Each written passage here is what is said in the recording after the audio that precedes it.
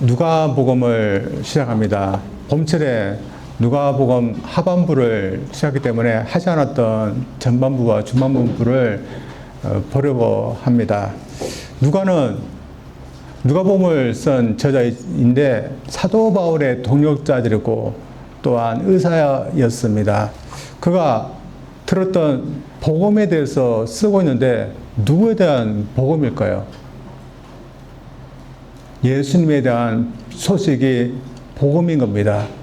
그래서 오늘 누가복음이 저희들에게 예수님의 소식에 대해서 들려주는데 예수님이 우리를 위해서 어떤 기쁜 소식을 전해주고 있는지 누가복음을 통해서 저희들이 보고자 합니다. 예수님 당시에도 예수님에 대한 소문은 기쁜 그런 복음이었습니다. 왜냐하면 당시 예수님은 병자들을 고치고 귀신을 쫓아내고 가난한 자에게 복음을 전하고 있었기 때문입니다. 그래서 예수님이 공생의 사역을 하실 때 많은 각지에서 예수님께 몰려왔습니다. 그래서 항상 그 주에는 사람들로 붐벼 있었습니다. 예수님이 그 당시에 30세 밖에 되지 않은 그런 젊은 청년이었습니다. 사람들이 왜 예수님께 이렇게 찾아왔던 이유가 무엇일까요? 그에게서 병을 고치고 귀신을 쫓아내고 또한 하나님의 그런 좋은 소식에 대해서 듣고 싶어서 그렇게 왔던 것이었습니다. 그러나 예수님은 그들로부터 가난으로부터 풀어주시고 억압에서 풀어주시고 병듦에서 풀어주시고 그렇게 하시려고만 오신 분이 아니었습니다. 근본적으로 그들을 억압하고 있고 그들을 노예로 삼고 있고 포로로 삼고 있는 것으로부터 풀어주기 위해서 자유함을 주기 위해서 오셨습니다. 오늘 본 말씀도 그 말씀이 나오고 예수님은 처음에 나사렛 해당에서 처음 사역을 시작할 때 자신이 누구인지 어떤 사역을 할 때도 그 말씀을 언급하셨습니다. 누가복음 4장 18부터 예수님이 처음부터 언급하신 것을 한번 읽어보겠습니다. 주의 성령이 내게 임하셨으니 이는 가난한 자에게 복음을 전하려고 하시려고 내게 기름을 부으시고 나를 보내사 포로된 자에게 자유를 눈먼 자에게 다시 보게 함을 전파하며 눌린 자를 자유롭게 하고 주의 은혜의 해를 전파하게 하려 하심이라. 주님이 언급하신 것을 보면 자유케 하고 풀어주게 하고 해방시키게 하는 그 사역을 하시겠다 이런 말씀을 하고 있습니다. 그렇다면 사람들을 억압하고 있고 포로로 잡고 있고 또한 가난하게 하고 눈물게 하는 것이 있다는 것을 말하고 있습니다. 여러분 그게 무엇일까요? 그것은 바로 죄라는 것을 알 수 있습니다. 예수님은 죄 아래에 있는 저희들을 자유케 하고 또한 그 아래에서 있는 저희들을 풀어주기 위해서 오셔서 사역을 하실 수 있는 그런 분야인 것을 말씀하고 있습니다. 그러나 예수님은 또한 죄로 인해서 있는 그 결과로부터 또 풀어주기 위해서 자유케 하시는 그 사역을 하십니다. 그리고 죄 때문에 가난이 오고 또 병듦이 오고 또 늙음이 오고 여러 가지 억압이 오지 않았습니까? 그런 가운데 있는 자들이 예수님께 찾아왔을 때 예수님은 그들을 자유케 하시는 일들을 하셨습니다. 그래서 예수님이 오실 때 많은 사람들이 예수님께 찾아왔습니다. 참 가난한 것도 또 억압당한 것도 포로 잡힌 것도 얼마나 불쌍합니까? 그러나 한편으로는 참 감당하기가 힘든 그런 사람들이라는 것을 알 수 있습니다. 사람이 어떤 것에 매여 있고 포로 잡혀 있는데 와서 자신을 풀어달라고 한다면 감당할 수 있는 일일까요?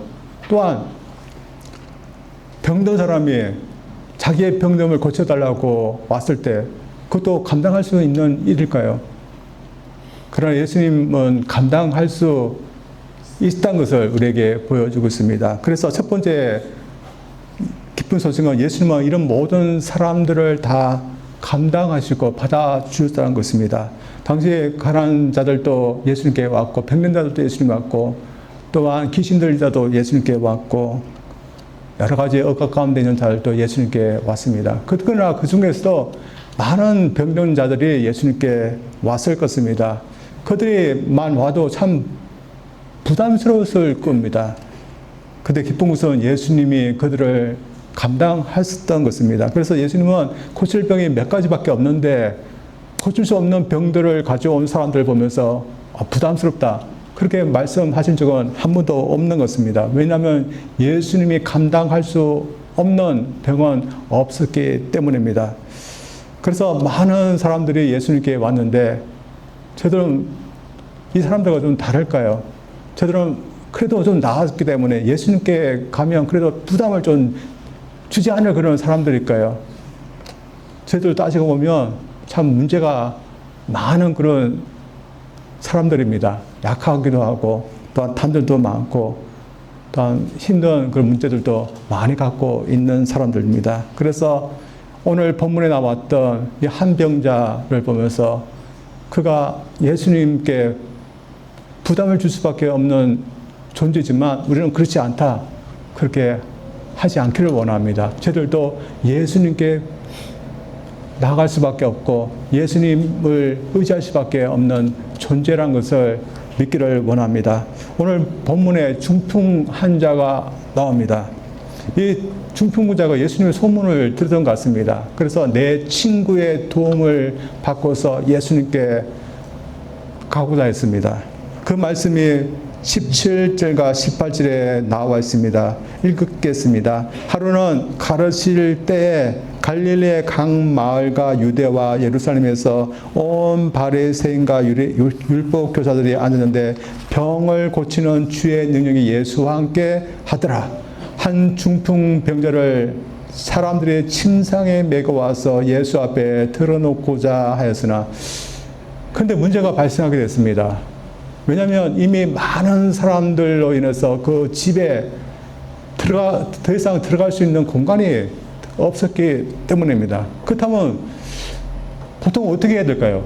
나중에 오겠다, 뭐 그렇게 할 것 같습니다. 그리고 돌아갈 것 같은데 그들은 귀엽고 예수님 앞에 이 자기 친구를 데려가고자 합니다. 그래서 무슨 방법을 썼을까요? 지붕이 올라갔습니다. 그리고 어떻게 했을까요? 지붕을 뜯어버립니다. 그리고 자기 친구를 그 지붕에 뜯어진 공간을 통해서 자기 친구를 침상대에 내려놓게 됩니다. 인간적으로 보면 이 친구들 또한 중풍분자가 한 일에 대해서 어떻게 생각해야 될까요? 너무 심한 행동일 겁니다. 그 집의 주인이 누구인지 모르지 뭐나 정말 화가 나는 그런 행동이었을 겁니다. 저들 봐도 좀 과합니다. 근데 예수님은 어떻게 했을까요? 화를 내신 것도 아니고 그들을 내친 것도 아니었습니다. 오히려 그들이 이렇게 했던 행동에 대해서 칭찬을 하셨고 믿음에 대해서 칭찬을 하셨고 그들을 받아주셨습니다. 이 부분에 대해서 한 번 더 읽어보겠습니다. 19절부터입니다. 무리 때문에 메고 들어갈 길을 얻지 못한지라 지붕에 올라가 기와를 벗기고 병자를 침상째 무리 가운데로 예수 앞에 달아내리니 예수께서 그들의 믿음을 보시고 이르시되 이 사람아 내 죄 사함을 받았느니라 하시니 그리고 24절입니다. 중풍 병자에게 말씀하시되 내가 내게 이르노니 일어나 내 침상을 가지고 집으로 가라 하시네.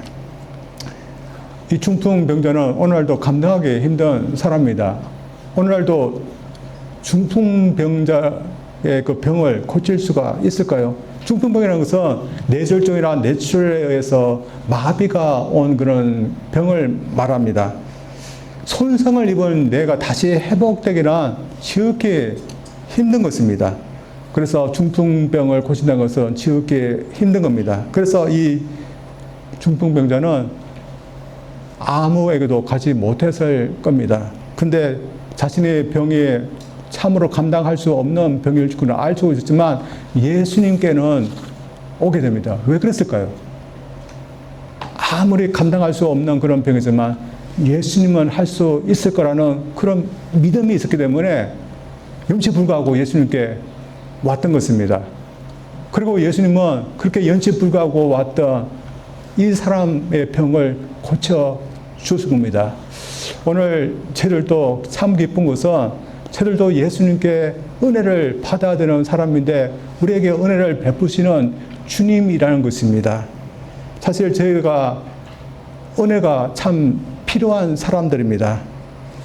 그래서 저희들이 주님의 은혜를 구해야 되지 살 수 있는 겁니다. 우리 그리스도들은 참 가끔 큰 은혜만 구하는 그런 경향이 있습니다.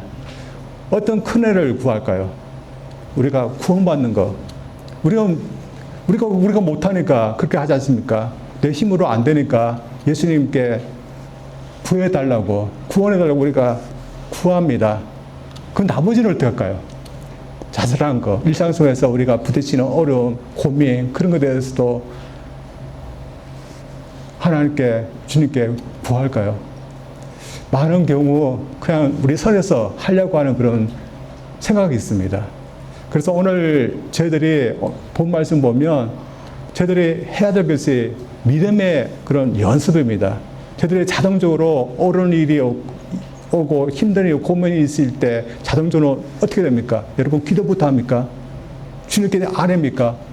많은 경우 어떻게 합니까? 친구를 찾아갑니다. 그래서 죽겠다, 힘들다, 막 고민 있기를 막 얘기합니다. 그래서 저희들이 연습을 해야 되는 겁니다. 어떻게 합니까?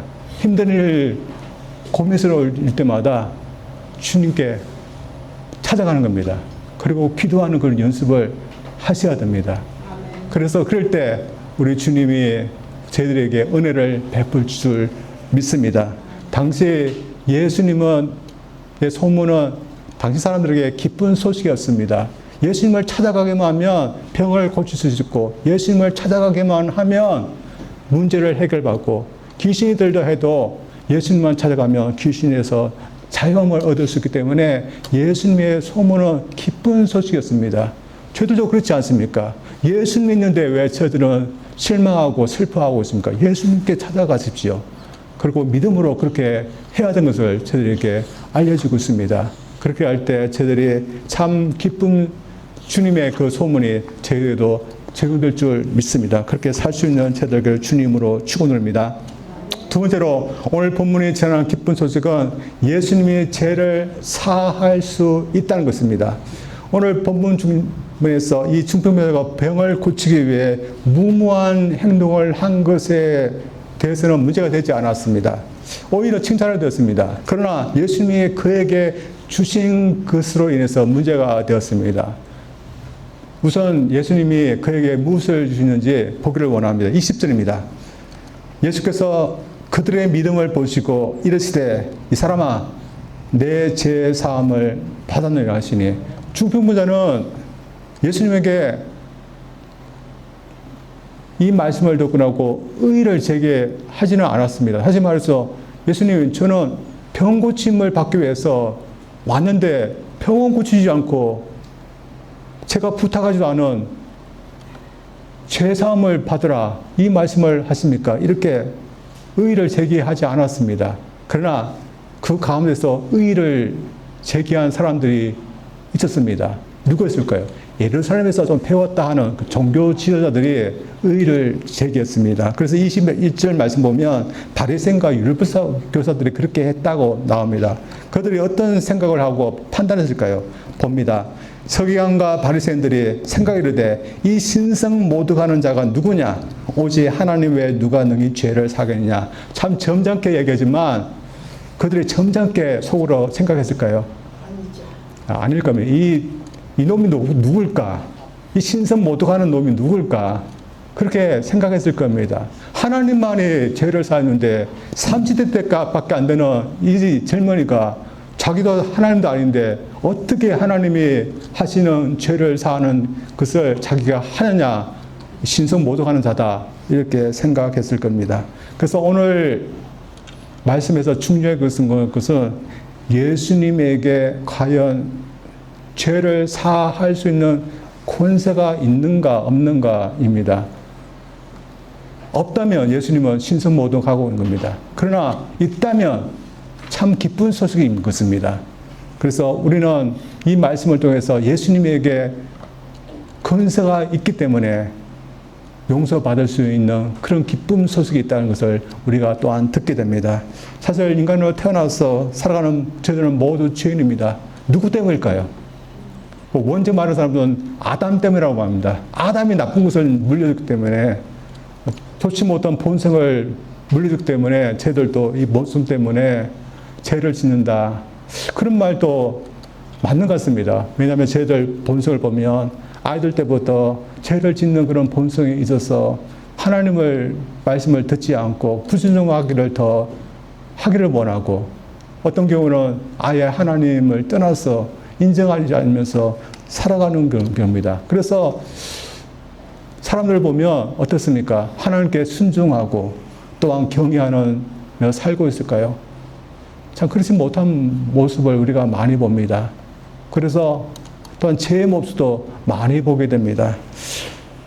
로마서에서 보면 죄가 무엇인지 나와 있는데 한번 제가 읽어보겠습니다. 하나님을 알되 하나님을 영원롭게 아니하며 감사하지도 아니하고 오히려 그 생각에 허망해지며 미련한 마음이 어두워졌나니, 썩어지지 않는 하나님의 영광을 썩어질 사람과 새와 짐승과 기어다니는 동물 모양의 우상으로 바꾸었느니라.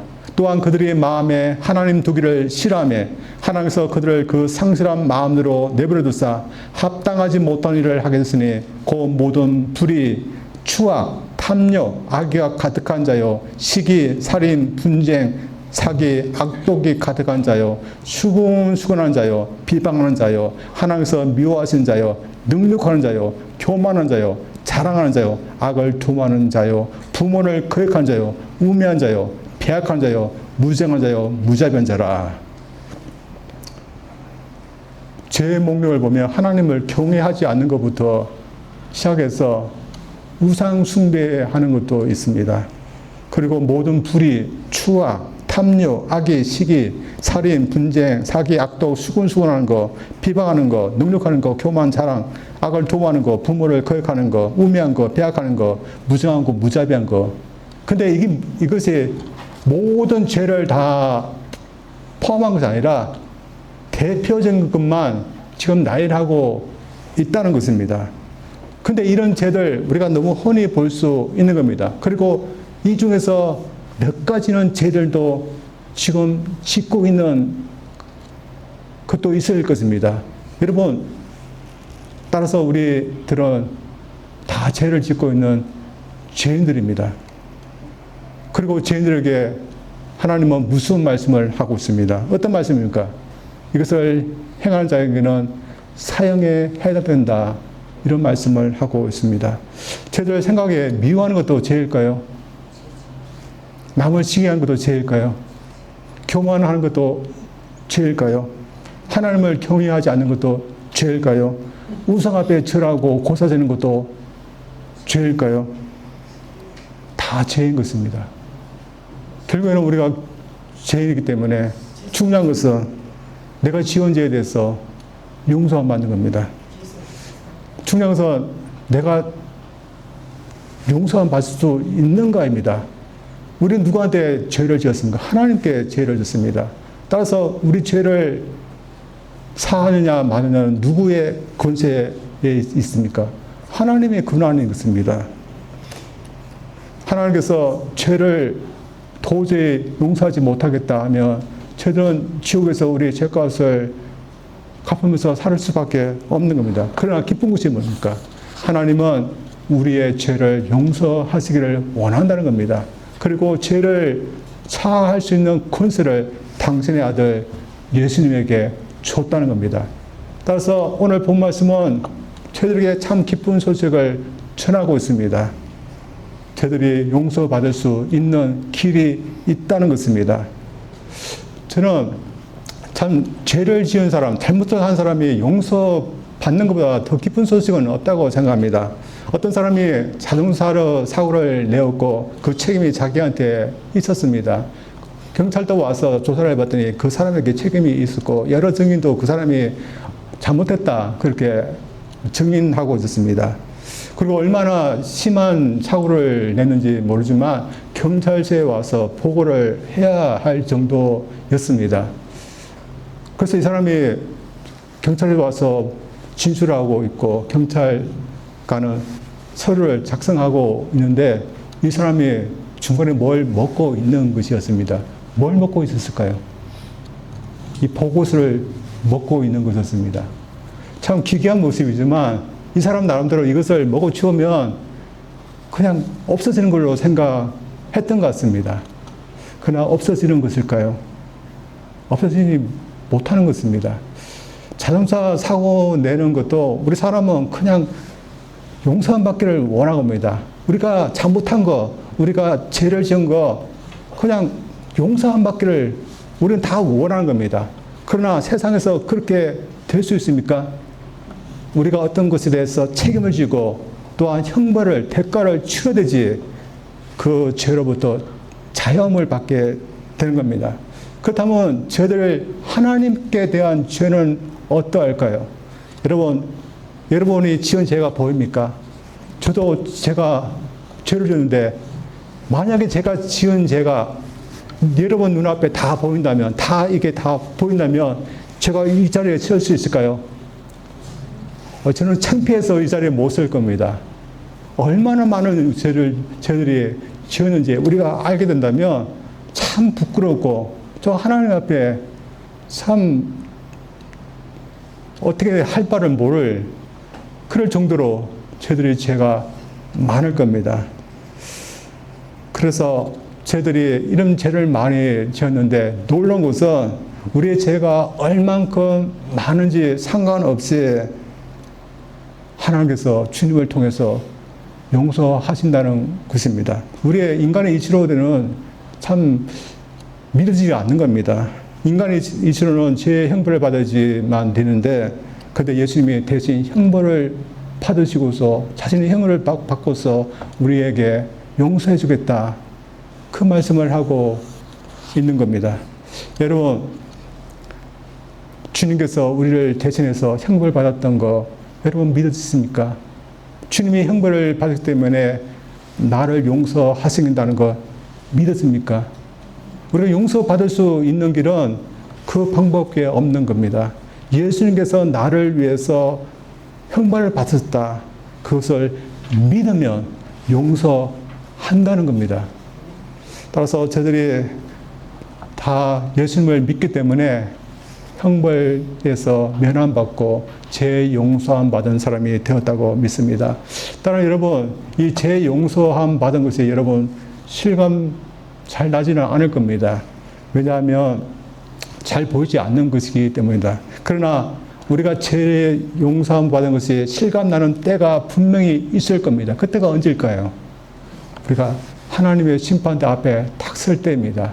천국으로 갈 건가, 지옥으로 갈 건가.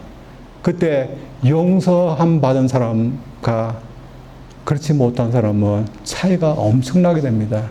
그래서 용서함 받은 사람은 참 그때 실감 나게 될 겁니다. 그러나 지금도 우리가 하나님의 용서함 받은 것이 실감 나면서 저를 살 수 있는 겁니다. 무엇을 통해서 알 수 있을까요? 평안함 때문입니다. 여러분, 죄 지은 사람이 평안할까요? 죄 지은 사람은 하나님께 평안하지 못합니다. 그러나 여러분, 하나님을 생각할 때 우리는 평안한 마음이 있습니다. 또 하나님께 나오는 것도 평안하고 기쁜 것입니다. 왜 그럴까요? 저들 죄 용서함 받았기 때문입니다. 이것을 이 마틴 루터도 알게 됐답니다. 마틴 루터가 참 수도사고 신학교 교수이고 또한 종교 개혁가입니다. 따라서 그가 얼마만큼 믿음 생활 잘하고 또한 의인으로서 살려고 노력했을까요? 근데 그가 어느 날 꿈을 꿨는데 그의 죄들이 어느 칠판에 가득하게 쓰여져 있었던 것입니다.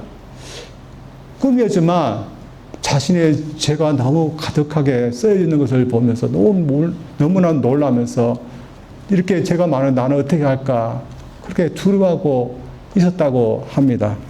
근데 갑자기 자신의 죄 목록이 하나하나씩 지워지더니 완전히 다 지워지는 것이었습니다. 무엇이 나타나서 지워지게 되었던 것일까요? 보니까 예수님의 보혈이 와서 그것을 하나하나 지운 것을 보게 되었다고 합니다. 그래서 꿈속에라도 이 죄의 용서의 그 실감을 느꼈다고 합니다. 여러분 언제 용서받았습니까? 여러분 예수님 믿을 때 그렇게 했을 겁니다. 그래서 한 20년, 30년, 40년 전에 내가 용서함 받은데 또 한 목사가 또 용서함 받으라고 설교한다. 그렇게 할 수도 있습니다. 그러나 저들은 평생을 살면서 하나님 앞에 저들 서기 위해서는 이것밖에 믿을 게 없기 때문에 그렇게 하는 겁니다. 여러분 나중에 하나님 앞에 설 때 무엇을 믿고서 하나님 앞에 서겠습니까?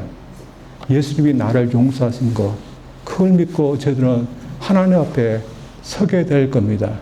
그리고 예수님께서 나를 용서하신 것을 그것을 의지하면서 나는 그 자리에서 죄인이 아니라 의인이다. 저들은 분명히 그렇게 믿게 될 겁니다. 그래서 저들 예수님께서 우리를 용서하신 그 가운데서 저들은 항상 살아가야 되는 겁니다. 그래서 저들이 그 용서함 받은 것을 저들이 의지하면서 살 수 있는 저들 되기를 원합니다. 우리 예수님께서 우리를 용서하신 것은 편하지 않아서 저들이 의지할 수 있는 것이라고 믿습니다. 우리가 그 은혜를 받은 자들로서 기쁘게 또한 살아갈 수 있는 저들 되기를 주님으로 축원드립니다. 기도합니다.